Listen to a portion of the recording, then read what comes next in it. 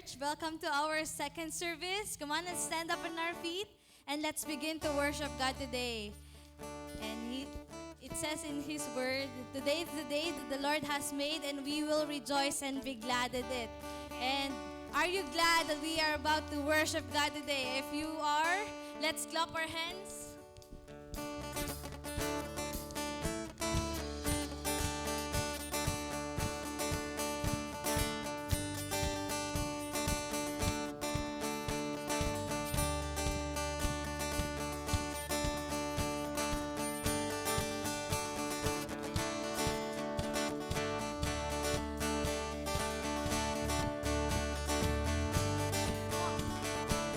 Let's clap our hands.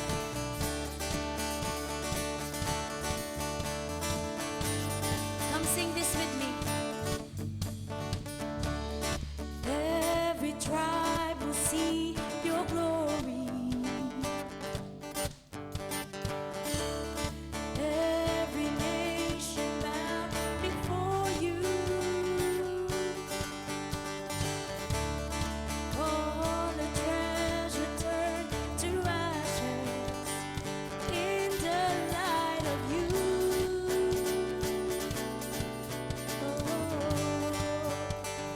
As we're singing, holy is the Lord Almighty. Only you are worthy, worthy of it all. Praise and glory, honor and strength unto our God, your matchless, endless, love unrestrained. This is our God. Every tribe sing, Ayo, Ayo, where you are. Ayo, Ayo, where you are. Ayo, Ayo, where you are. Ayo, Ayo, where you are. Let's declare. Every tribe will see your glory. Every nation bow before you.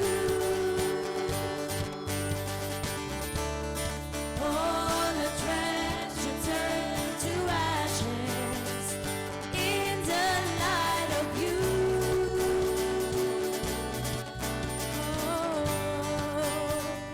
As we're singing, holy is the Lord Almighty. Only you are worthy, worthy of it all. Praise and glory, honor and strength unto our God, your matchless, endless, love unrestrained. This is our God. Every tribe sing, praise and glory, honor and strength unto our God, your matchless, endless, love unrestrained. This is our God. Every tribe sing, Ayo, Ayo, where you are. Ayo, Ayo, where you are. We sing, Ayo, Ayo, where you are. Ayo, Ayo, where you are. Let's proclaim. There is no one like a God. There is no one like a God. No one. There is no one like a God. There is no one like a God. Wala kang katulad.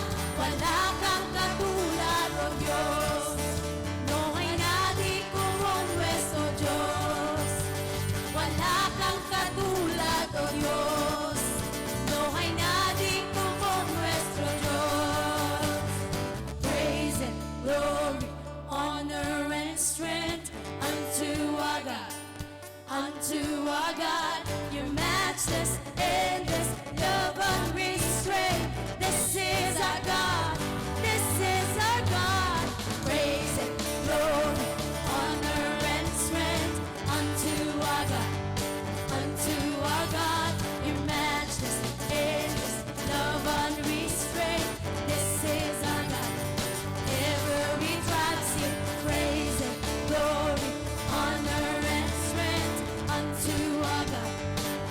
to our God, you matchless, endless, love unrestrained. This is our God. Ever, there is no one, there is no one like a God. There is no one like a God. There is no one like a God. There is no one like a God. Come on, let us continue to praise Him. Come on, let us clap our hands. Tunay nga, Lord, na wala kang katulad at ikaw lamang ang dakila sa buhay namin. Come on, as we praise and worship God, may we give our hearts and stars. Come on, let us clap our hands. We're about to sing a new song to Him. We dedicate it to the Lord. Come on, let's clap our hands.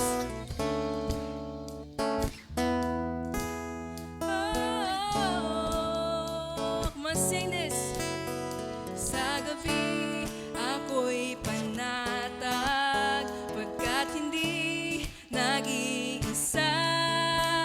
Sasambitin ang iyong pangalang makapangyarihan. Sing hawak mo.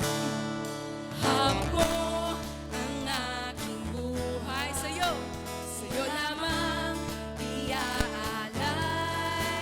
Sasambahin ang iyong pangalang makapangyarihan.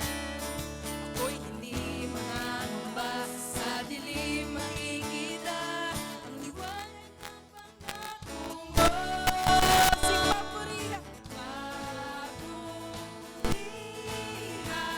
ka. Dakila at walang katulad. Aawitan ka. Ikaw lamang ang sinasamba. Sa yakap mo, tunay ang kapayapaan. Oh, kumansing hawak mo. Hawak mo ang aking buhay. Sa'yo lamang iaalay. Sasambahin ang iyong pangalang makapangyarihan.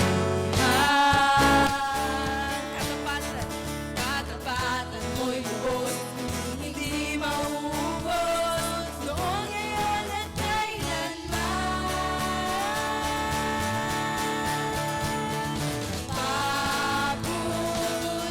Papurihan ka. Dakila at walang katulad. Aawitan ka. Ikaw lang, sing papurihan ka. Papurihan ka. Dakila at walang katulad.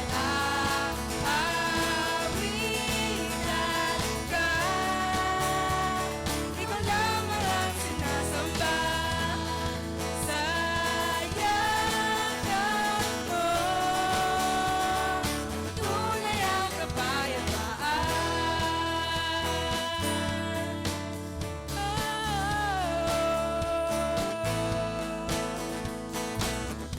Come on, let us clap our hands. Let's sing this. Paghihirap ay mapapawi. Come on, sing this all together. Pag-ibig mo'y mananaig. Sing paghihirap. Paghihirap ay mapapawi. Oh, pag-ibig mo'y mananaig. Sing this one more time. Paghihirap ay mapapawi. Pag-ibig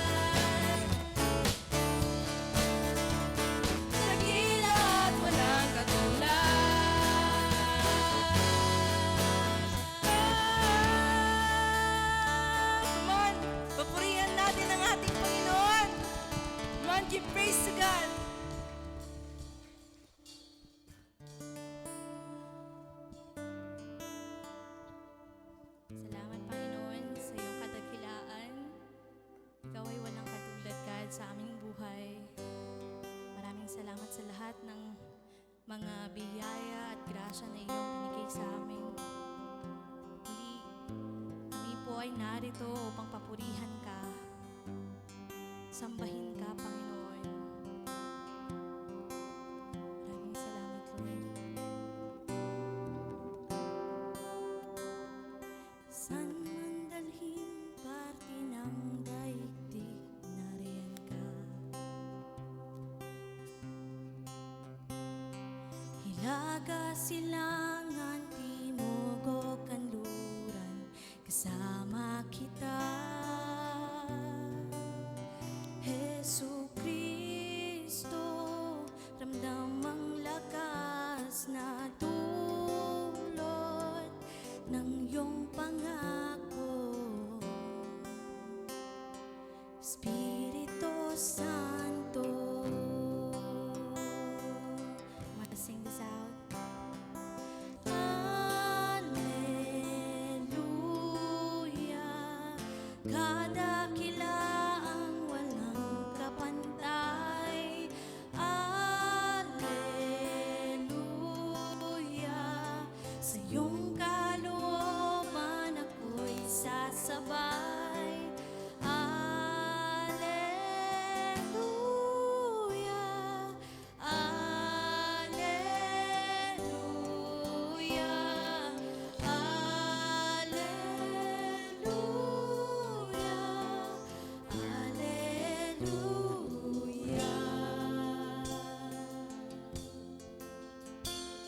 Pagsikat ng araw, ligaya'y tanaw, nariyan ka.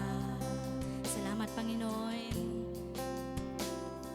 Gabi may sumapit at di makaawit, kasama kita. Jesucristo, ramdam ang lakas na dulot ng iyong pangako. Espiritu Santo.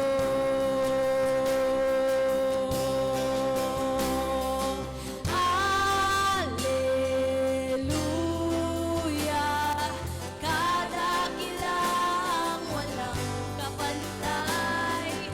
Alleluia, sa iyong kalooban ako'y sasabay. Alleluia,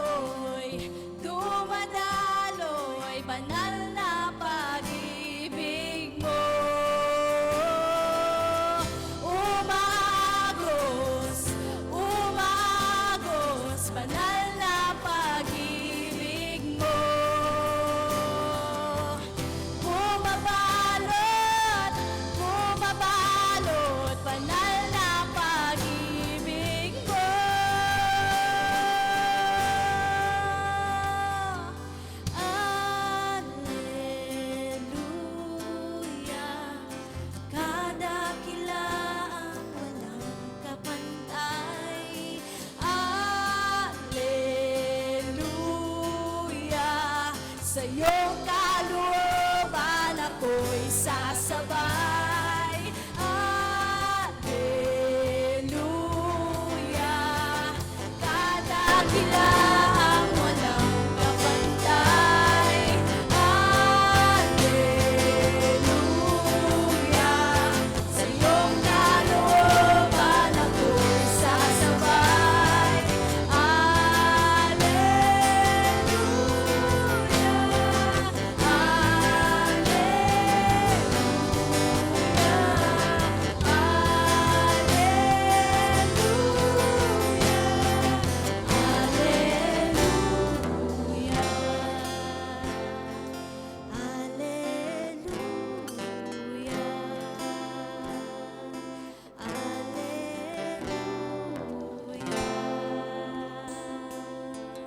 Come on, let's give praise to God.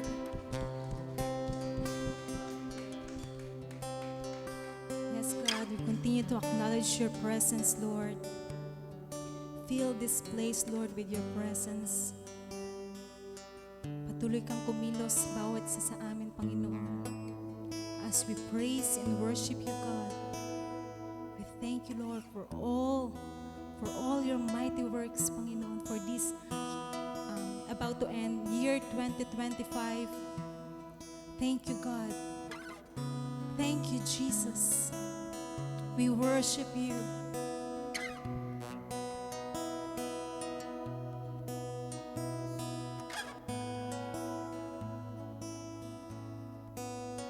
All my words fall short. I got nothing new. How could I express all my gratitude? I could sing these songs as I often do, but every song must end, and you never do.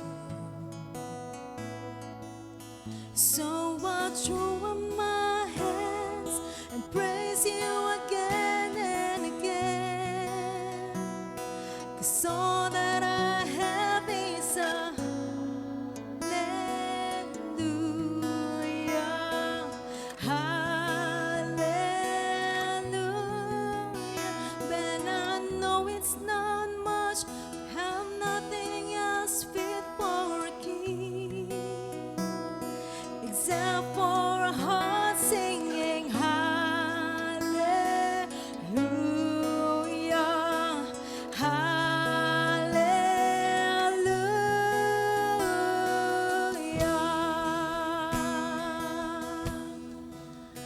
I got one response. I got just one move. With my arms stretched wide, I will worship you. So I throw up my hands and praise you again and again, 'cause all that I have is a hallelujah, hallelujah. And I know it's not much, and nothing else fit for a king, except for a heart singing hallelujah, hallelujah.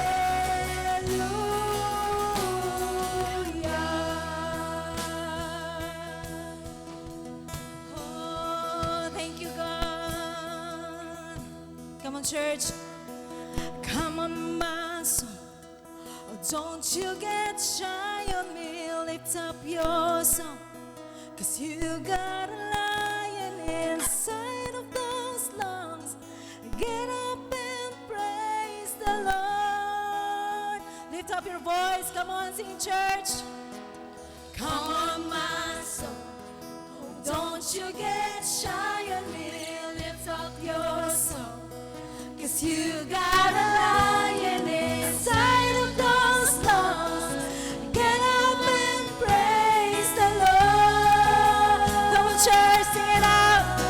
Oh, come on, my soul.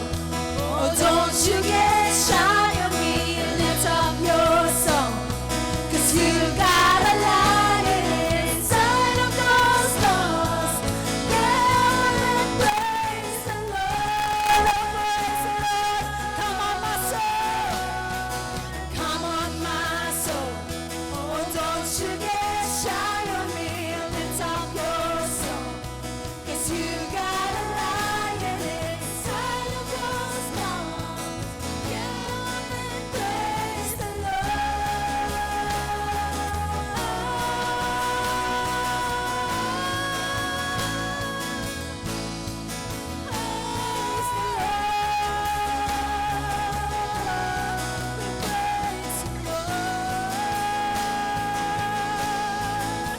Come on, church.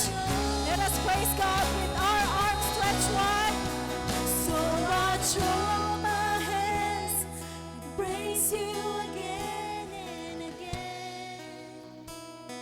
'Cause all that I have is a hallelujah. Praise God. Hallelujah.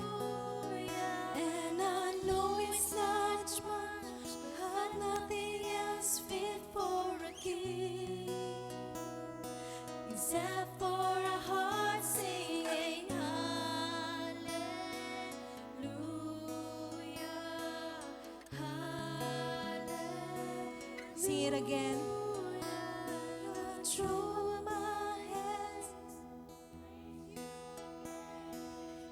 Praise you, God, again and again, Lord.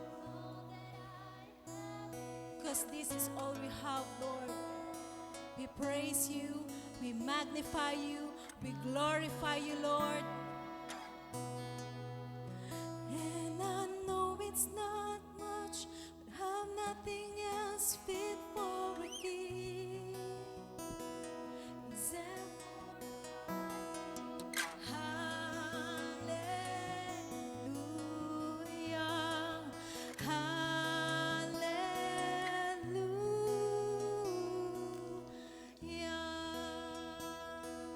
Come on, let's give a clap hands to God. And let me encourage you in this verse in Psalms 100 ESV. It says there, make a joyful noise to the Lord, all the earth. Big sabihin tayo yun. Serve the Lord with gladness. Come into His presence with singing. In verse 3, know that the Lord, He is God. It is He who made us, and we are His. We are His people and the sheep of His pasture. In verse 4, enter His gates with thanksgiving and His courts with praise. Give thanks to Him. Bless His name. Come on, church. For the Lord is good. His steadfast love endures forever, and His faithfulness to all generations. Amen. David tells us in these Psalms that to acknowledge that the Lord is God, and reminds us of God's goodness and faithfulness. And it invites us to worship Him with thanksgiving and praise. Come on, church, how many of you have experienced God's faithfulness and goodness in your lives in this year, 2025? Come on, praise God.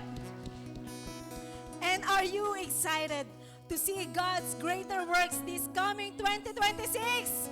Can we shout hallelujah? Amen. In verse 5 it says, for the Lord is good, His steadfast love endures forever, and His faithfulness to all generation. God is so good, and another year is about to end, yet His faithfulness to us remains. In seasons of hardship, God provides. Amen. God sustains. Amen. And God cares for us. Our God deserves the highest worship. Shall we raise up our hands and say, thank you, Jesus. Thank you, Jesus, for all the blessings, for all you've done for us, God. And we will continue, Panginoon, na magtiwala sa iyo at patuloy kang purihin sa aming buhay. In Jesus' name, amen and amen.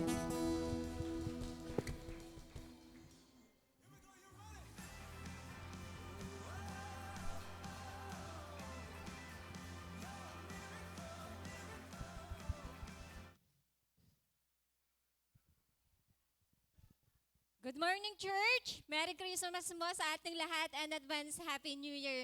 So, pwede nyo po bang ngitian yung katabi nyo at sabihin mo, I'm glad you are here. So, before we proceed po sa ating Sunday service, tawagin po muna natin ang ating kids ministry, kids church po dito sa harap. So that we can pray for them. So, yun, yung mga bata po dyan, yung mga kids po natin dyan sa likod. Dito po tayo sa harap.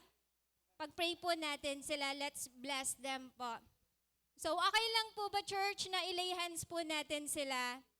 So, we thank you, God.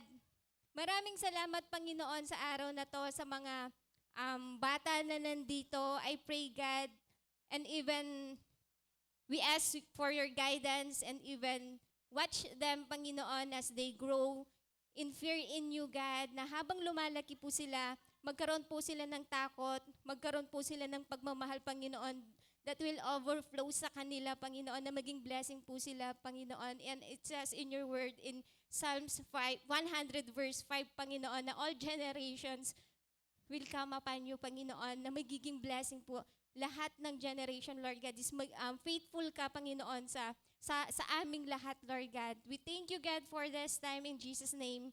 Amen and amen. So, pwede na po tayong pumunta sa Kids Church. So, good morning, church. Welcome to Victory. We do two things here. We honor God and we make disciples. By the way, for those first-timers, welcome po sa Victory. Welcome to Victory mga Dan. Okay lang po ba? May mga first-timers po ba tayo na umattend this second service? Okay lang po ba na tumayo po tayo so we can acknowledge you po? Yung nandito po kayo. Yung palakpakan naman po natin sila. Welcome to Victory mga Dan. So, yun. For the announcement po, as we enjoying this season of Christmas and New Year by strengthening ourselves physically through food, fellowship, ganon, sa rest natin, and even celebrations po with our loved ones. Let us also take this time to focus on our spiritual growth din po. And yun, so we invite everyone to join our prayer and fasting this coming January 5 to 9. So malapit na po yan, January 5 to 9 to 2026. Let us start the year by seeking God, renewing our faith, and aligning our hearts with His will. So, the mission po tayo this coming prayer and fasting, the unfolding story of God's redemptive purpose. So, available na po yung mga manuals natin starting next week. Sa likod lang po yan. Nandun lang po sa registration table natin sa likod. Pwede na po tayong kumuha ng ating copies for the prayer and fasting. So, yun lamang po, and be excited for this first na January na prayer and fasting po natin na mangyayari sa ating simbahan. So, yun lamang po, and enjoy the rest of our Sunday service.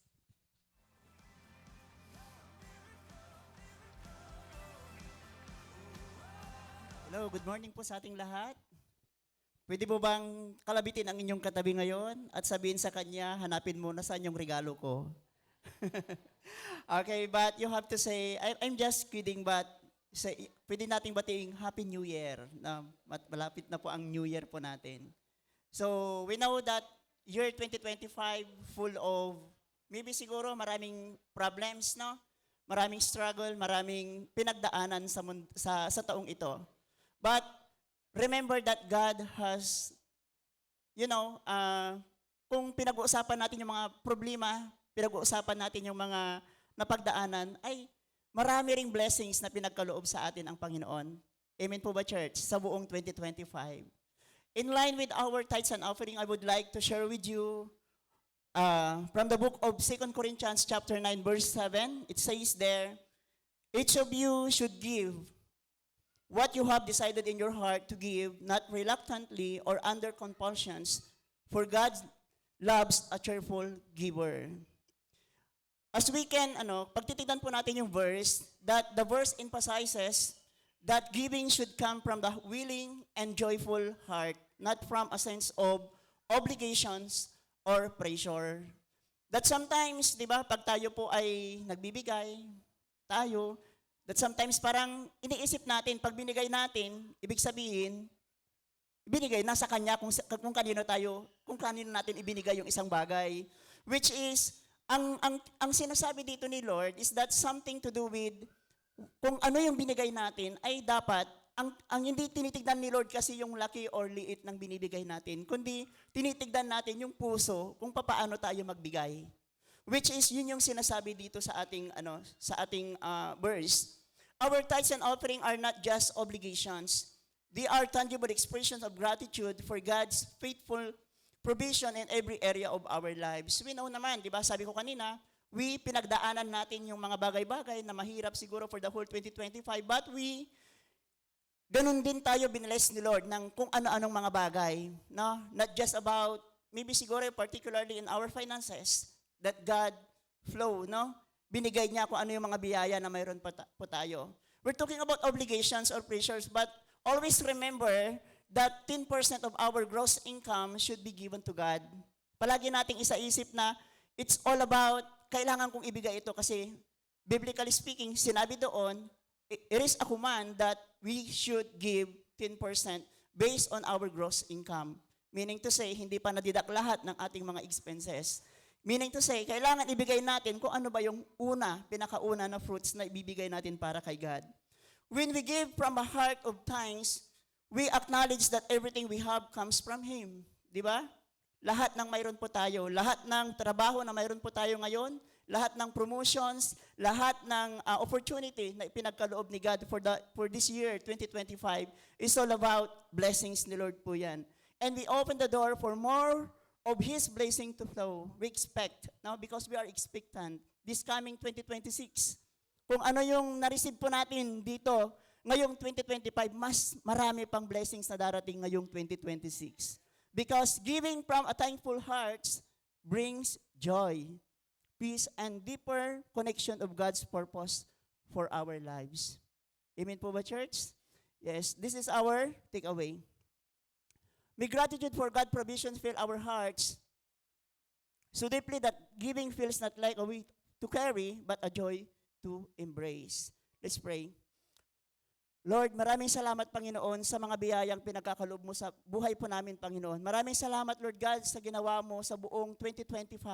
Maraming salamat, Lord God, sa pagmamahal, sa guide mo, Panginoon, sa guidance mo, Panginoon, sa buong taon. Maraming salamat, Lord God, dahil hindi mo kami pinabayaan. Lord, pinapanalangin po namin na maging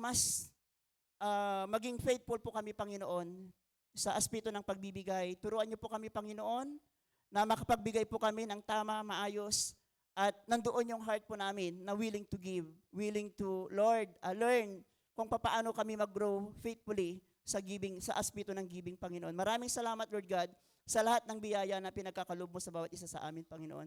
In Jesus' name I pray. Amen. Okay, so mayroon po tayong tatlong paraan para magbigay. Una po, mayroon po tayong mga envelope po dyan sa ating mga upuan. Bago natin siguro pwede tayong magsulat ng ating mga prayer request or even our answered prayers, no? Dahil pinagpiprayan every Friday po ng hapon po. Then pangalawa po, we have our GCash account. Pwede pong i-screenshot po natin siya, picturean. Kung sa tingin po natin ay mas convenient po tayong magbigay, mas okay po. Then we have our banking account.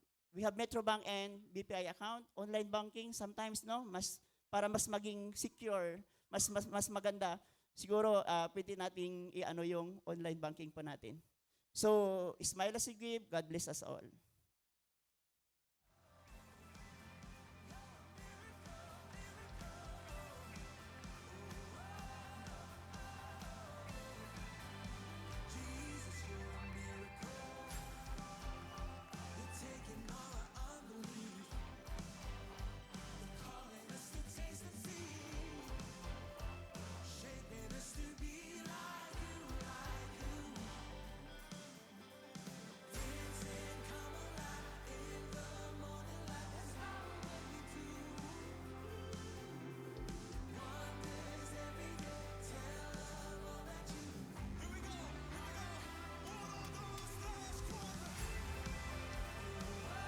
Good morning, church. Good morning and Happy New Year to all of us.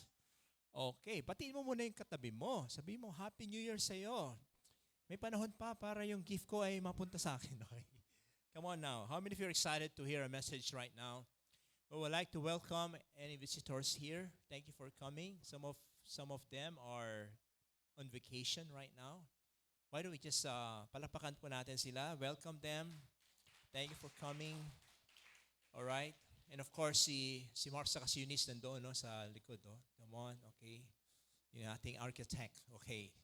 Anyways, from Manila, okay. Thank you for coming. Sino pa ba? May first timer ho ba tayo dito? We would like to really welcome you here. Okay. Hallelujah. Kumusta naman po ang year 2025 po ba natin? Kumusta na po? Nakakapagod po ba? Okay. Sino dito napagod itong year 2025? Gusto mo na magpahinga. Okay, si Daniel napagod siya sa career-review ata di ba? Don't worry, kasi mukhang nakangiti na siya ngayon, di ba, Daniel? Come on, Daniel. So, alam niyo, sa totoo lang, this year, to be honest, we had faced so many challenges. Totoo po yan. In our church, you know, we still have a lot of, sabihin natin, by faith of God's provision. And as a nation, well, you know exactly what happened. Okay? Something really happened sa ating bansa. Wala naman sigurong Pilipinong hindi alam kung ano nangyayari sa ating bansa, di ba? Itong taon na to, grabe, sobrang tense. Nakaka-tense. Okay? It will be recorded in the history. Ano man pa man ang mangyari, naniniwala pa rin ako, ang favor pa rin ng Lord ay nasa atin. Amen? Because God is able to make all grace. Sabihin natin, all grace overflow. Yan. As well as, of course, responsibility rin po natin. Itong year na ito mo, hindi ko makalimutan kasi nag-open na po ang mga The National High School to teach every week mga estudyante. Open door gospel. Okay? 9,000 students willing to receive the gospel every week. And salamat tayo sa mga volunteer teacher natin. Come on, palakpakan natin sila. And then prior to our anniversary, starting September, we already saturated our social responsibility activity and another open door to share the gospel. Okay, ganoon naman talaga ang simbahan. It must be always active. Amen. Kasi nga, hindi lang po tayo passive. Kasi mananampalataya tayo ng Panginoon Tama po ba? Kasi kung ang sinasabi natin Kristiyano tayo, tapos nakaupo lang tayo dito, di ba? Naku, nagtatawa na ang masayang-masaya ang kaaway natin. Okay? Kasi yan ang gustong-gusto niya, yung nakaupo lang po tayo. Pero ganun pa man, sino po dito, masasabi natin, napagod po tayo itong year 2025. Okay? Walang katapusang activity, okay? Walang katapusang gastos din, okay? Kabilang invitasyon, okay? Sino dito, na-invite ka sa lahat ng okasyon. So hindi ka kumain ng rice simula nung December hanggang ngayon. Okay? Dahil puro lechon ang hinain mo. Okay? Alright? Alam nyo, probably some of us here, year 2025, you have lost someone you love, or maybe still in the hospital. Maybe you've done a lot of things. You tried a hard work and wala pa ring promotion. Sabi ng boss mo sa'yo, next year ka na po promote, and then next year ulit, malapit na ulit ng next year ulit, parang gano'n, di ba? Okay lang yan. Because promotion comes from the Lord. Amen. Alam niyo po, sa totoo lang, itong year 2025, napakagandang pwede nating makita. And by year 2026, according to Zodiac sign, okay, sabi daw nila, pero hindi po tayo iniwala dito, di ba? Ano na raw? Red horse na raw. Naku, marami manginginom ngayon. Red horse, di ba? Red horse daw, okay? Going back to stress, okay? Because what I'm about to share is something to do with rest. Something to do with coming to God's rest. But before that, let me share with you some of the statistics right now. According to World Health Organization, in year 2021, 754,000 doon po ang namamatay. Ang cause, overwork daw. Okay. Tingnan mo nga yung katabi mo kung overwork siya o hindi. Okay? At yung mga nagtatrabaho daw, edad 55. Sino dito 55 years and above? Okay. O, dahan-dahan muna, di ba? Hanggat maaari, slow down muna. Okay? Higher risk of stroke daw, 35%. And of course, heart disease daw is 17%. Alam niyo kung bakit ko po ito sinishare ngayon? Because gusto po nating magtapos po itong taon na to na nagpapahinga tayo sa presensya ng Panginoon. Okay? Amen? So dito, pakiramdam mo, ginawa mo na yung best mo this year, 2025. Raise up your hand. You've done your best. And your best is not good enough. Okay? Okay? Come on now. How many of you here, you've done your best? Come on, raise up your hands. Palakpakan mo sarili mo. I've done my best. Okay? Alright? So, may God do the rest. Okay? Again, I am not advocating a lazy lifestyle here. But what I'm trying to say is that we have to have this, what you call a life that listens to Jesus Christ, allowing Him to lead in how we rest. Paano ba tayo magpahinga? Kasi kung kinrate tayo ni Lord na puro na lang trabaho dito, trabaho doon, nakakapagod po talaga yan. Diba? Walang kapahingahan. Diba? Sa totoo lang, God created the Sabbath day for a good reason. And one of the commandments, thou shalt observe the Sabbath day. But sa sobrang sipag po ng Pinoy, okay? Sobrang sipag ng mga Pinoy daw. Kulang ang 24 oras, okay? Pero wag naman po sana. In our text is in Matthew chapter 11, verses 28 to 30. Ito po yung ating konteksto ngayon. Are you excited to listen to the Word of God right now? Okay? Can I request everyone to please stand on our feet as we read all together the scripture? Matthew 11, verse 28 to 30. I am using ESV version. Come to me, all who labor and are heavy laden, and I will give you rest. Take my yoke upon you and learn from me, for I am gentle and lowly in heart, and you will find rest for your souls. For my yoke is easy, and my burden is light. Let us close our eyes and let us pray this morning. Lord, we want to approach God this year, 2026. Lord, this is the last Sunday of the year. Our heart desire, Lord God, is to enjoy you, God, and to worship you, God.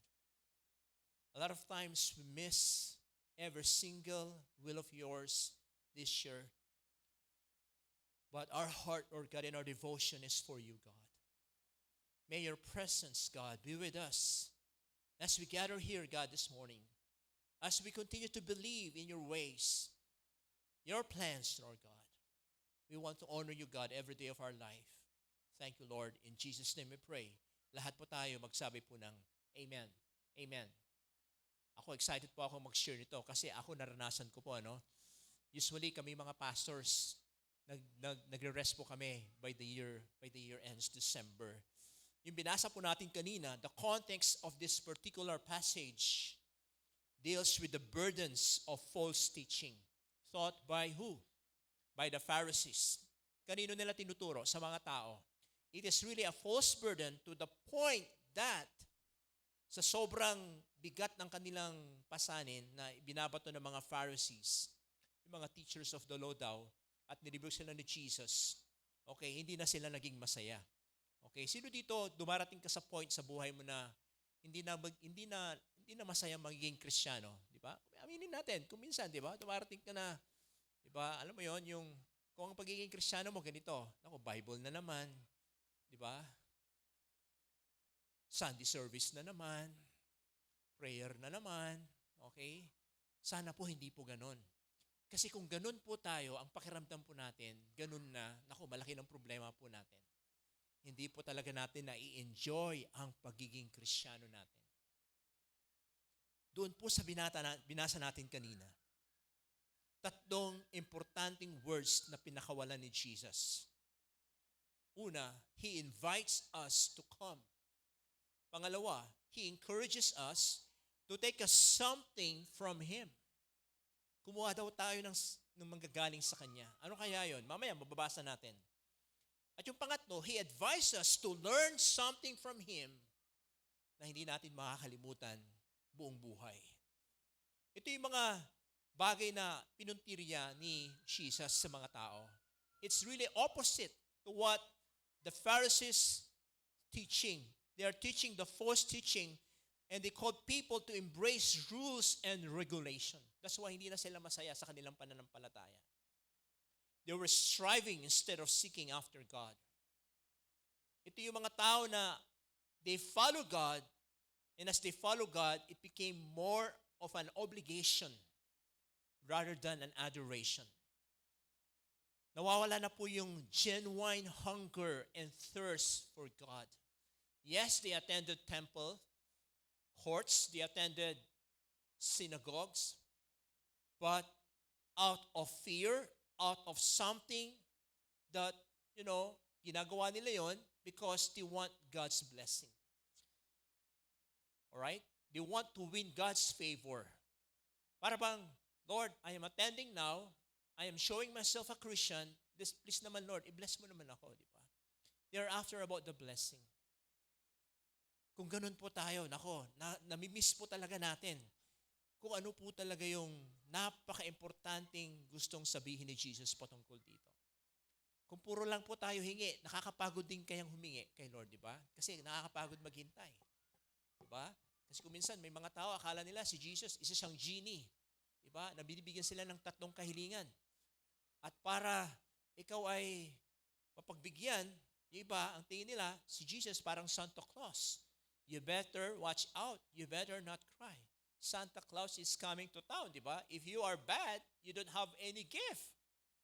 You don't have any answered prayer. Pero dito, pinatunayan po ni Jesus na sinasabi niya, come to me, sabi niya.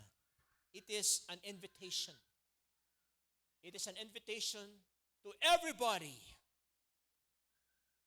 And it's up to us if we are going to receive this kind of invitation. Ito po yung first word niya. Sabi niya, come. The Greek word is a summons to follow. It is an invitation by the caller to walk in the footstep of somebody. And God doesn't only want to make your life better. Ini-invite niya tayo para hindi gawing mas mabuti ang ating buhay. Alam niyo po ba yon? Alam ko gusto ni Lord, i-meet niya yung pangailangan po natin. Gusto niya yan. Gusto kanya maging successful. Gusto kanyang magkaroon ng magandang trabaho, magandang hanap buhay. Gusto lahat ni Lord yan. Magandang kalusugan. Pero alam niyo po ba, what God wants is to transform us rather than meeting our needs. Yun po talaga ang importante nating malaman. He says the first thing you have to do is to come unto Him. And therefore, we must receive the invitation that Jesus offers. He commands us to come, yet at the same time, He respects our willingness to choose. It doesn't automatically make us His follower. It doesn't manifest His power and His glory in such a way na ifo-force ka ni Lord. Diba? Si Lord kasi hindi po siya namimilit. Or in fact, sabi nga niya, I'm going to extend this invitation. Kahit sino, pwedeng lumapit sa akin. It's for everybody. Amen. Alright? Siguraduhin mo lang si Jesus. Kasi sabi niya, come to me, sabi niya, sino ang dapat lumapit? To all who labor and are heavy laden. Lahat daw po. Okay? It doesn't make any difference according to your status in life.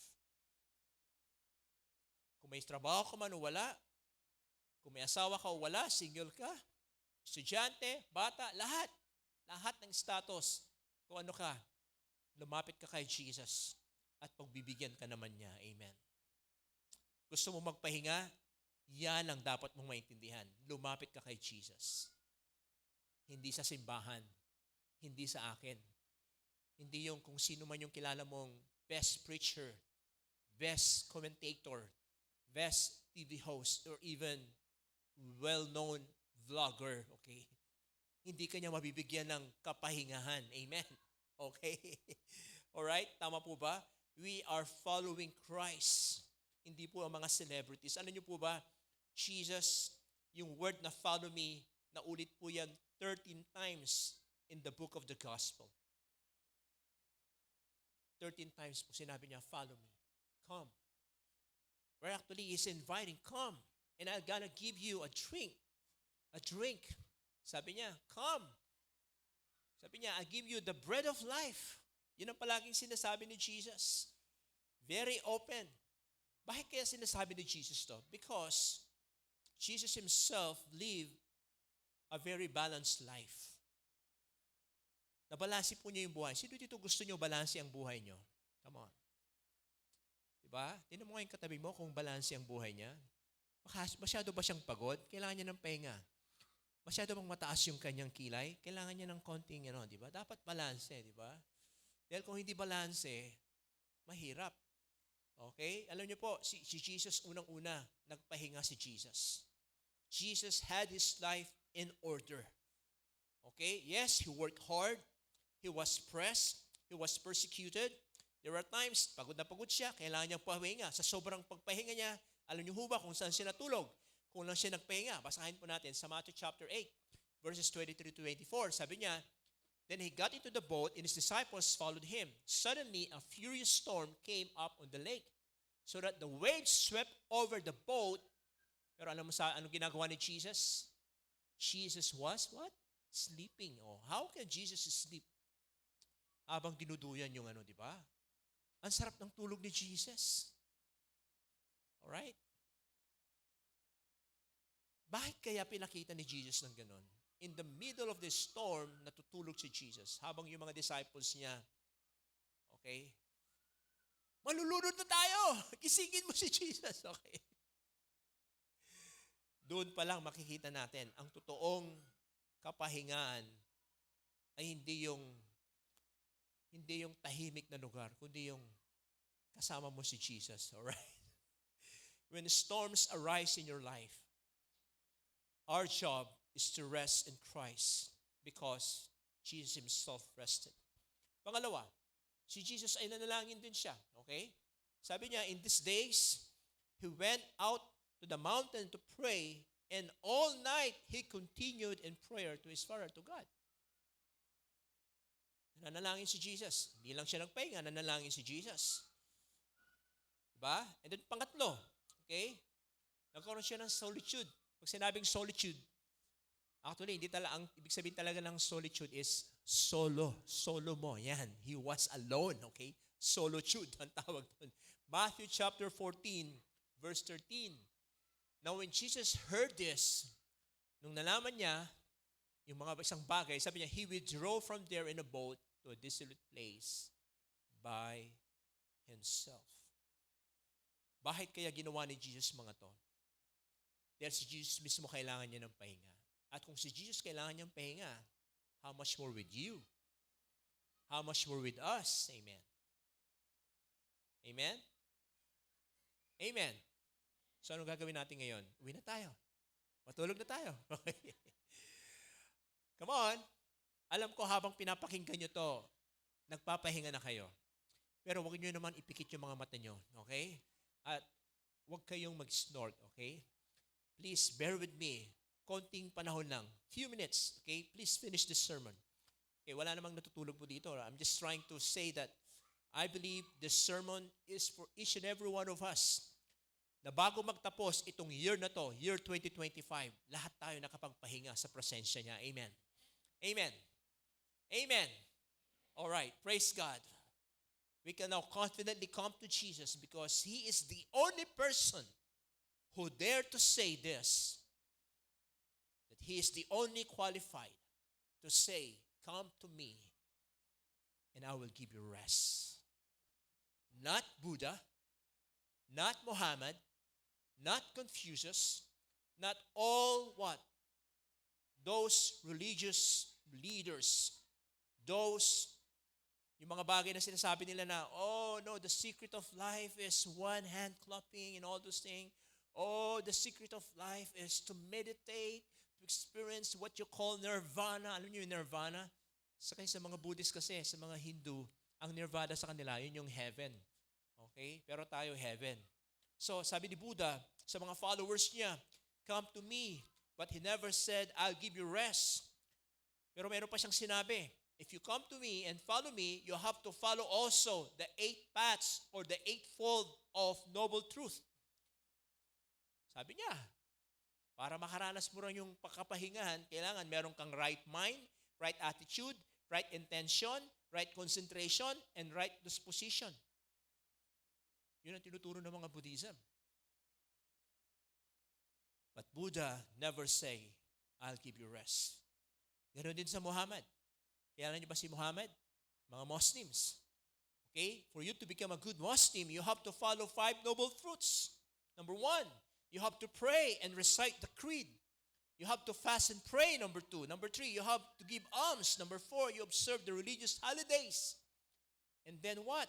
Number 5, you have to attend pilgrimage to Mecca. Then you'll become a good Muslim.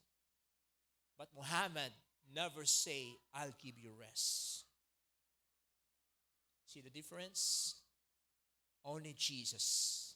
Sabi mo sa katabi mo, only Jesus can have the right to say this. There is only one who is able to give rest, to give relief, and to give satisfaction. Para niyang sinasabi, experience me and I will give you the relief and I will give you the fulfillment. I will give you the satisfaction that no one else can give. Amen. That's why I'm inviting you to please come to me. Pangalawa, all right? Take my yoke upon you. Ibig sabihin, you have to embrace the position. Sinabi niya po yan, take my yoke, sabi niya, upon you. Diba? Para bang, kung titinan mo mabuti, ang bigat-bigat na nga ng dinadala mo, lalapit ka pa kay Jesus, may dinadala ka na nga, and then kukunin mo pa yung yoke niya, tapos ilalagay mo. Okay? Okay. Para bang, Lord, ikaw ba talaga yan? Okay. Alam niyo po, when we say, take my yoke, part of accepting this invitation is embracing our position. Ano ba ibig sabihin ng yoke? Okay? Ito ba yung kinakain natin na kulay yellow, egg yolk? Hindi po yun, okay? Y-O-L-K po yan. So, yoke means, ito po yan. Ito po yung ginagamit ng mga baka, ng mga kalabaw sa pagsasaka. It is a beam of balance. When we say yoke, dalawa po yan. Ano po yung mga yan? Una, it is an instrument of service. Diba? It is an instrument of service na to the point na itong beams of yoke daw were placed on oxen to keep them in line. Sa kultura ng mga Jew, yung yoke was the sum total of obligation to the law and societal norms. It was host of rules and regulation. It was a heavy yoke. It was a heavy beam to carry. Yun po yung tinutukoy ni Jesus. Sa sobrang bigat, hindi na nila kaya. Sa sobrang bigat ng mga pasanin ng mga tao na tinuturo ng mga Farisiyo, diba? Ang tingin nila, mahirap i-follow si God. Okay. Tinamuhayin katabi mo. Mabigat ba siya sa'yo? Hindi. Hindi naman siguro, ano? Okay? Sa tingin ko, hindi naman. Alright? Alam nyo, marami nang pabigat sa mundong to. Amen. Come on now. Hello? Pagtingin mo lang sa Facebook mo, bumibigat na yung mga mata mo, di ba? Di ba? Ang dami-dami mong iniisip. Di ba? Tapos, biglang napindot nung best friend mo yung anger na emoticon, di ba? Lalong bumigat yung ano mo. Kala mo, galit siya sa'yo. Di ba? So, ito po yung context po niyan. Putting the law above the layman, putting opinions above the person. He was calling people to himself to learn from him, to take his yoke upon them. It is an instrument of service. It is also an instrument of submission. Pag tinabi nating service, sinabi niya, He's telling us to add something else to our life by taking His very own yoke. Ano ba yung yoke ni Jesus? Diba? Yung nabanggit ko kanina. Okay? Parang sinasabi ni Jesus ganito, if you are overwhelmed, so dito na-overwhelm ka sa maraming problema. Itong problema, itong taon na to, come on, na-overwhelm ka, di ba? Hindi pa natatapos ang taon na to marami ka ng mga credit cards na kailangang bayaran. Come on now. Marami kang naghahabol na yung dalawang magkapatid. Sino yung dalawang magkapatid na yon? Hindi mo siya kilala, pero kilala ka nila. Sino yon? Si Judith saka si Juna. Ayan, okay? Kilalang kilala ka nila. Diba? Sa sobrang bigat. Parang sinasabi ni Lord, listen, if you are overwhelmed because you are working too hard and your schedule is too busy, I'm gonna give you more work for you to do. Ito na nga Lord, sobrang bigat na Bakit mo pa ipapasan sa akin yung yoke mo? Okay. Naalala ko tuloy si Apostle Paul. Alam mo sabi niya sa Colossians chapter 1 verse 29. Si Apostle Paul ay isang misyonaryo. Sabi niya, for this reason, I labor and I strive according to His power working in me. Ano ba tinutukoy na ministry dito? Ano ba yung tinutukoy na service dito? It is the service before the Lord. Kung napapagod ka, dahil napapagod ka sa mga bagay dito sa mundong ito, alam mo solusyon ni Lord? Lumapit ka sa akin, ito, pasanin mo rin yung meron sa akin. Yung service na meron. In other words, diba? Para bang gawin mo kung ano yung pinapagawa ko sa iyo. Maiibsan yung pagod mo. Diba? Kaya kung minsan inisip natin, Lord, gagawin ko ang pinapagawa mo. I'm going to take your yoke. Eto na nga, hindi ko nga kayang gawin kung ano yung ngayon pa lang O yun ang sinabi ni Jesus Diba? Gusto mo mag-rest? Kunin mo yung yoke niya. Ilagay mo sa sarili mo. Dahil the Bible says, ano sabi doon? The joy of the Lord is our strength. Amen. Kung gusto mong maging malakas, gawin mo kung pinapagawa ni Lord sa iyo. Diba? Hindi yung dami-dami mong ginagawa. Ang tanong, yung ba ang pinapagawa ni Lord sa iyo? Baka nga naman talaga napapagod ka. Dahil mali na ang ginagawa mo. Iba na ang ginagawa mo. Diba? Sa sobrang dami ng ginagawa mo, hindi mo na alam kung ito ba ay kalooban ng Diyos o hindi. Pero kung alam mo ang kalooban ng Diyos, hindi po nakakapagod, gawin po yun. Okay? Ito po yung malaking tanong po sa atin. Nakakapagod po ba ang gawin ang pinapagawa ni Lord sa atin? Ang sagot ay what? Nakakapagod. So, totoo lang. Ako, as a pastor, nakakapagod din po. That's why, our bishops always reminds us to take our Sabbath. Totoo po yan. And our Sabbath is Monday. I know my priorities. Okay? There are times I have to say no. Okay? Lalo pag Monday. Because that is time for me to really have this relaxation. Because from Tuesday to Sunday, alright?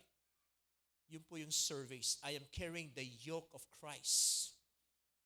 The yoke is an instrument of service. It is not rest resulting from the absence of work. It is the willingness to embrace what God has called you to do. Diba? Kaya kung meron mang napagod talaga sa taon na to, diba? Walang iba kundi yung mamang yun, si Nilo. Nilo, halika nga dito. Nilo, kaway ka nga, Nilo. Nilo, kaway ka nga. Alam mo, itong taong to, grabe. Alam mo yun? Galing pa ng trabaho yan, di ba? Alam na natin kung anong trabaho ni Nilo. Pero, isipin mo, magawa pa niyang mag-gitara, parang walang kapaguran. You know what? The secret is simple lang. He is doing it for the Lord. Amen. Hello? He is doing it for the Lord. So, service po siya. Instrument of service. Pangalawa, it is also an instrument of submission. Pag sinabi po nating submission, taking the yoke of Christ, we are saying that God, you are the master. You created me. You know what needs to be done. You know my gifts, my talents. Sinasabi mo, Lord, use me for your glory. Without any condition. Because when we place ourselves in this position of humility, we move into a position of receiving God's blessing. Yung pala yun. Kapag tayo raw po ay kinuha natin yung yoke ni God with all humility, kahit sa sobrang busy mo, sa sobrang pagpapakumbaba po natin, okay, sa Lord, amen. I'm telling you, okay, sabi dyan, rest is not just the absence of anxiety and despair. It is also the peace of mind we have with a God who cares. Amen. Diba? Sa tingin nyo ba, pahirapan tayo ni Lord? Diba? Sa tingin nyo ba, pahirapan talaga tayo ni Lord? Sa totoo lang, hindi. Lalong-lalo na kapag ginagawa mo ang kalooban ng Panginoon sa buhay mo, kapatid.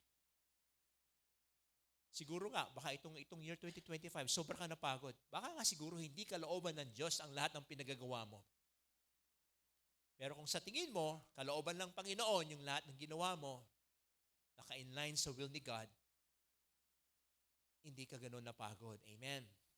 And sabi po dyan, and learn from me. Learn means we have to pursue the discipline. We have to listen to the Lord. Okay?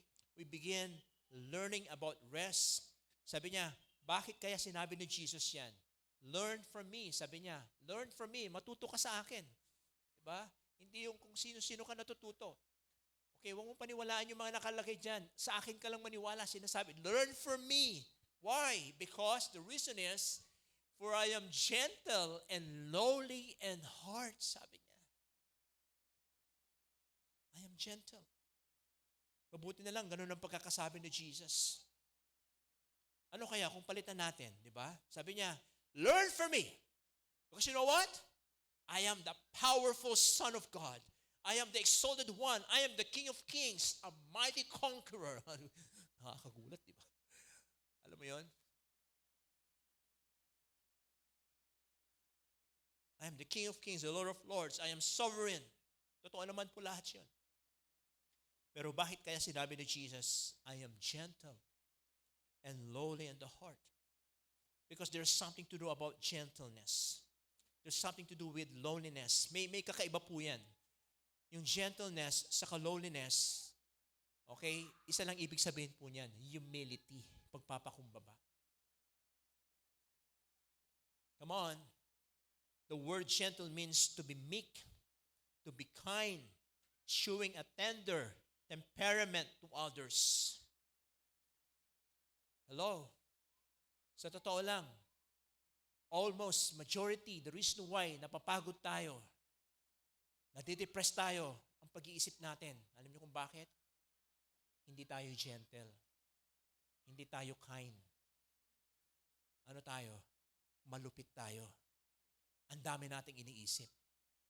Diba? Come on now. Diba? Hello? Hello? Nagtapon lang ng basura, yung kapitbahay mo, sa bakuran nyo, uminit na agad ang ulo mo, di ba? Come on. Mali nga naman talaga yon. Tama po ba? Tama po ba? Alright? Yung GCash account mo, nabawasan ng 2,000. Okay. Uminit ka agad ang ulo mo, na-depress ka kaagad. Tapos may nag-text pa sa'yo na humingi ng pera. Yung pala, scam pala. Ikaw naman, dahil sobra ka mapagbigay, binigay mo yung pera mo. So yun, uminit ang ulo mo, ano? Again, what I'm trying to say is that, you know, the reason why, you know, Jesus said this, because the key for us to have this what you call rest is just like Jesus. Meron siyang kindness, meron siyang gentleness sa puso niya. Amen. It is a divine position. He is God in a human form. Kaya nga sinabi sa Philippians, the book of Philippians, Christ humbled himself and became obedient to the point of death. Humility is very, very important in connection to God's rest. Concerning humility, sabi ng isang psychologist, sabi niya, humility strengthens our connection with other people. When we have a humble heart, we value people. Okay? We value people. We have empathy with them. We have compassion to them. At dahil meron kang empathy, meron kang compassion, gumagaan yung pakiramdam ko. Hindi ka nai-stress. Amen. Pangalawa, sabi niya, humility broadens our perspective of self, producing positive emotion. When we are humble, we get a better sense of who we are. Amen. And it produces constructive feelings for self and others because we recognize na there are times hindi talaga natin kaya and we are really humble. We are humbled. Amen. Hindi natin kaya. Amen. Hindi po tayo nagmamayabang and we are humble enough to say that. Okay? Ano pa? Humility broadens our perspective of the world. Kung sobrang magulo na ang mundo, sa sobrang marami ng problema, okay? Sobrang marami na ang problema. It affords us to see the world through Christ-like lenses. Not with hate, not with prejudice, not with distrust, but with love and compassion for our fellow human beings. Yun po ang nagagawa ng humility. Humility strengthens connection to our spiritual well-being. When we are humble, we have a realistic view of ourselves. We understand that we really need people. Amen. We are in need of a Savior. We know who is really in control. And guess what? It's not us who control our lives. It's God. Amen. That's why we have to continue to become humble before the Lord. At yun ang sinabi ni Jesus. Ano sabi niya? Come to me, take my yoke upon you, and learn from me, because I am gentle and lowly. Wow. Amazing, amen. Parang sinasabi niya, my way is gracious. My way is kind. It is so easy. Bakit mo pa pinapahirapan ang sarili mo? Diba? Huwag mo nang pahirapan ang sarili mo. Pumunta ka na lang kay Jesus. Amen. Sobrang dami-dami mong ginagawa. Si Jesus lang pala ang solusyon ng problema nating lahat. Amen. Hello? Napapagod ka? Marami kang ginagawa sa buhay mo. Dahil may takot ka sa future mo. Ano na kayong mangyayari sa future ko? Diba? Praise God, sinagot na ako ng aking fiancé ngayon. Nako, ano na kayong mangyayari? Magpapakasal na kami. May naipon na ba ako? Nag-worry ka na kagad. Diba? Baka i-pressure ako ng fiancé ko. Baka i-pressure ako ng magulang ng fiancé ko. Baka i-pressure ako ng mga friends ko. At palagi nilang tanong, kailan? Kailan? Kailan? Diba? Why are you afraid? Why you have this kind of fear in your life? You go to Jesus, amen. You talk to Jesus. Come on now. It's very simple, amen. And I also believe it's workable, amen. Hallelujah. Are you learning so far? May natutunan ho ba tayo? Okay? Kung meron man tayong matutunan ngayon, simple lang. Ano yon? Yung tatlo. You come to Jesus. Pangalawa, take His yoke upon you. At yung pangatlo, learn from Jesus. Amen. At kailangan po natin yan. Lahat po tayo kailangan ng rest. Amen. Sabi nga ng leading psychologist, ang tao daw kailangan niya ng 7 types of rest. Hindi lang physical rest. Okay? Kundi number 2, mental rest. Kailangan tumahimik yung ating brain. Okay? Ano pa? Sensory rest. Meron pala yun. Pag sinabing sensory rest, yung sense natin, yung sight, yung smell, yung sound, yung taste, yung touch, yung balance, yung awareness po natin. What else? Creative rest. Iba sa atin dito, sobrang creative, daming iniisip. Come on now. Kailangan magpahinga ng yung pagiging creativity mo. Lord, kailan kaya? Diba? Halos araw-araw nagiging create ka din. Nakikreate ka ng kung anong gusto mong gawin. Pero kailangan, diba? Kailangan mag-rest din po yan. Ano pa? Emotional rest. Okay? Ano pa? Ito, guilty tayo dito. Kailangan po natin to. Social media rest. Diba? Hello? We're guilty of this. We need breaks or detach from other people. We have to be detached sometimes to our loved ones or even those we don't love much. We need rest from people because Jesus himself modeled it for us. And finally, we have this what you call spiritual rest. You and God alone. Amen. So sum up my message. The acronym is REST. Number 1, reflect. Reflect what? Reflect on God's goodness, God's love, God's beauty, God's creation. Reflect on what God has given you, your very life. Yeah, maging thankful ka, amen? Come on now. Pasalamat ka. At nasa tamang pag-iisip ka pa rin, amen? Come on now. Hindi yung makita ka na lang dyan sa, dyan sa daan. Mga ganun ka na, di ba? Dahil sobrang marami ka ng pasanin sa buhay. Okay? Ang gulo-gulo na yung utak mo. Okay? Come on now. Naambagal ka lang. Sama yung kin. Daka lang problema. Diba? Hello? Pangalawa, enjoy. Enjoy God. Amen. Nag-enjoy ba kayo bilang Kristiyano? Enjoy what God has given you. Not what you want. Makontento ka kung ano binigay ni Lord sa iyo. Nagregalo ka ng worth 5,000, natanggap mo worth 50 pesos, okay lang. Baka siguro, may purpose yan. Come on now. Remind yourself that Jesus is meek and lowly, and in enjoyment is ultimately found in Him, in His kindness and compassion. It's not rules, but who rules you. Amen. Letter S, solitude. Pag sinabing solitude, time with God dyan. We need alone time with God. Take time for silence and solitude. You look for a place. Diba? You look for a place. Umaga-umaga, maglakad ka dyan. Diyan, dito, oval, diba? Walang tao naman siguro dito, diba? Maglakad-lakad ka dyan. Pero siguraduhin mo lang na, na safe ka, ha? Alright? Alam mo yon? Yung ibig ko sabihin is, find a place that will really search your soul, search your spirit between you and God. Kasi kung minsan nakakalimutan natin yun eh. Sa sobrang pagod po natin, hindi na natin alam kung ano yung mission natin sa buhay. Hindi na natin kilala si God. Okay, I remember one time in our house there in Rabon, okay, a beautiful sunset. I was caught up that I stayed 2 hours looking for a sunset. And the Lord gave me a paper, okay?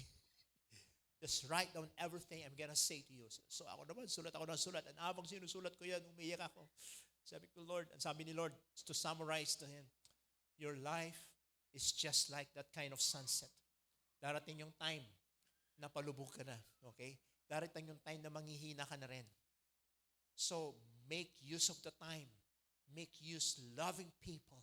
Okay? Make use, okay? Ibig sabihin, sulitin mo yung time habang ikaw ay malakas pa, sabi ni Lord sa akin. And during this time, I was really crying. Sabi ko, God, thank you, God, for your word.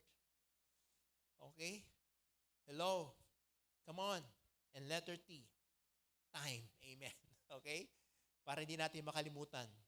I-reflect natin, mag-enjoy tayo, magkaroon tayong solitude, at magkaroon po tayo ng time. Sabihin natin, time. Okay? There's one thing all of us need. It's not money, it's not intelligence or better love life. Come on now. It's a good use of time that really matters. Time with God. Hello. Amen. Are you here with me? Can I request everyone to please stand on our feet right now? Ito po yung sinulat ko.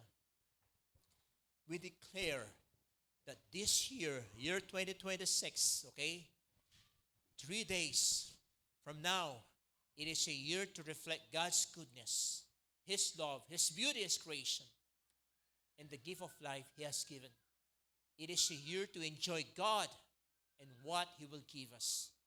Not what we want, but what He will provide for us. It is a year of finding time with God alone in silence and solitude. Amen. Amen? Have you learned something this morning? May natutunan ho ba tayo? Okay? Let us pray right now. Panginoon, nandito po kami ngayon, ngayong umaga na to, Panginoon. Salamat po sa iyong presensya. Salamat po sa salita mo, Panginoon. Wala po kaming kapahingahan hanggat kami ay binigyan mo ng kapahingahan, Panginoon. Panginoon, sinabi mo sa iyong salita, you're extending your invitation to come to you, God. And we're going to take your yoke, God, and put your yoke on us. We're going to learn from you, God. And as everybody's eyes closed right now, I want to minister some of you here. Maybe while you're listening a while ago, you're listening to the message. Maybe the Lord is speaking to you right now. Maybe your life is so tired right now. You're so tired. You're exhausted. And you want rest. The only solution that was written in the Bible is this. You go to Jesus. Connect yourself to Jesus. Connect yourself to Jesus. Make use of your time. Communicate to Jesus. Lalo mong palaliman ang relasyon mo sa Panginoon. Dahil kung hindi malalim ang relasyon mo sa Panginoon, sasabihin ko na po sa inyo to, patuloy kang mapapagod. Mapapagod at mapapagod. Walang katapusang kapaguran yan. At mawawalan ka ng sense sa buhay. At magiging miserable ang buhay mo. Panahon na para huminto ng sandali. Kilalanin mo si Jesus sa buhay mo. I-welcome mo siya sa puso mo. Kung sobra kang napagod itong taon na to at ayaw mo nang maulit sa susunod na taon, magsimula kang i-connect ang sarili mo sa Panginoon. Magsimula kang maging gutom, maging uhaw sa Kanya. Magsimula kang maging humble sa sarili mo. Aminin mo, sabihin mo sa sarili mo, Lord, hindi ko talaga kaya. Kahit anong gawin ko, hindi ko talaga kaya. Kung meron kang ganong attitude, mas magagaan ang pakiramdam mo, kapatid. Dahil hindi mo naman talaga kaya. Apart from Jesus. Lord, we are here, God, this morning. Longing for you, God. Longing, Lord God, to seek you, to worship you, God, with all of our heart. Thank you, Lord. Let us worship the Lord right now. Hallelujah.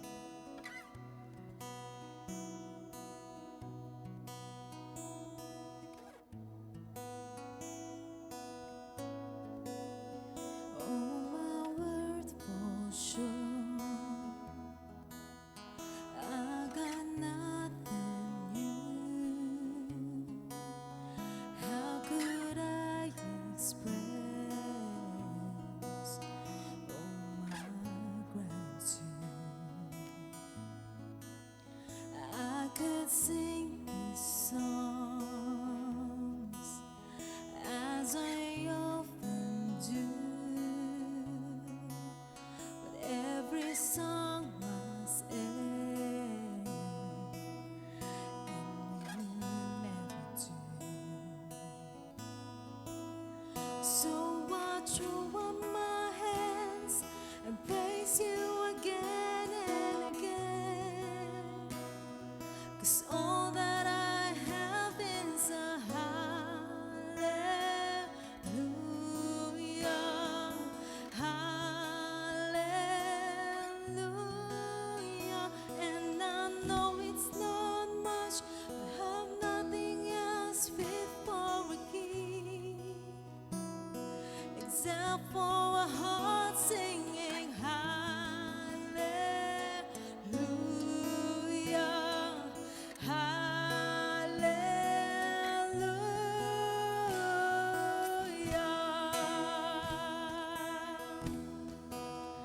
I got one response. just one move, with my arms stretched wide, I will worship you. So I throw up my hands and praise you again and again.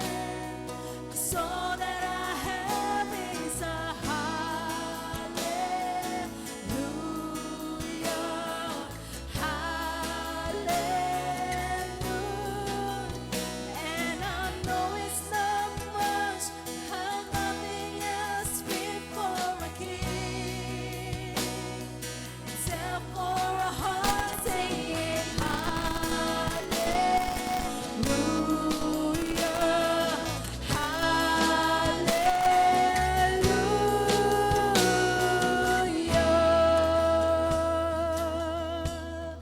Come on, church, let's worship God.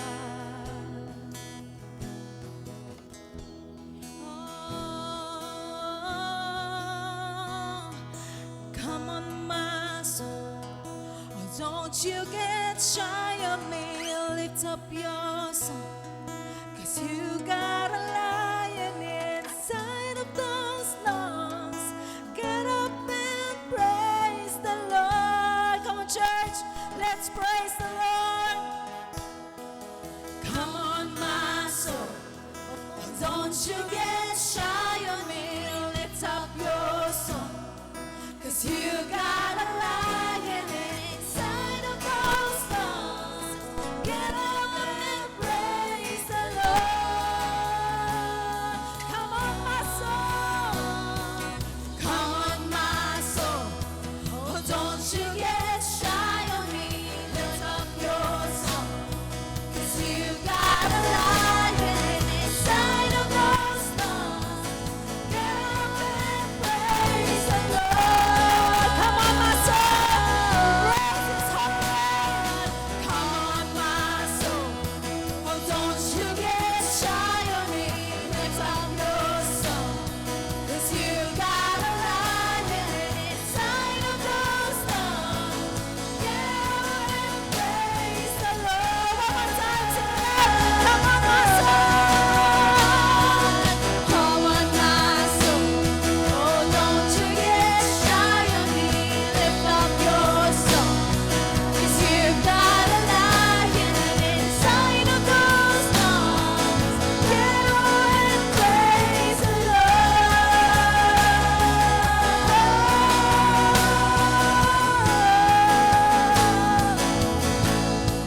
Praise the Lord. So I throw up my hands and praise you again and again. Sing it out. 'Cause all that I have is a hallelujah, hallelujah. And I know it's not much, how nothing else fit for a king, except for a heart singing hallelujah. One more time.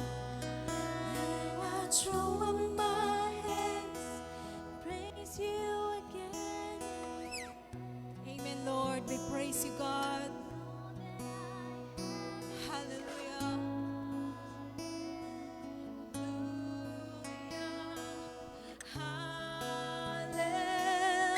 Hallelujah. And I know it's not much, how nothing else fit for a king, except for singing hallelujah, hallelujah.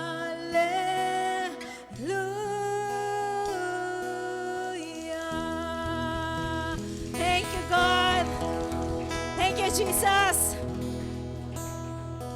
Know what, church?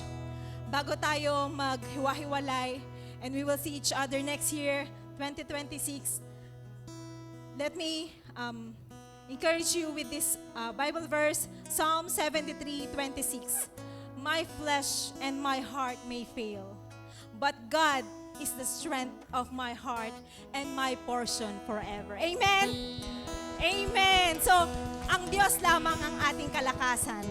And shall we pray? Father God, we thank you as we, Lord, heard your word, Panginoon. Maraming salamat po kung paano mo po pinagpala ang bawat isa, kung paano mo ni-remind ang bawat isa sa amin.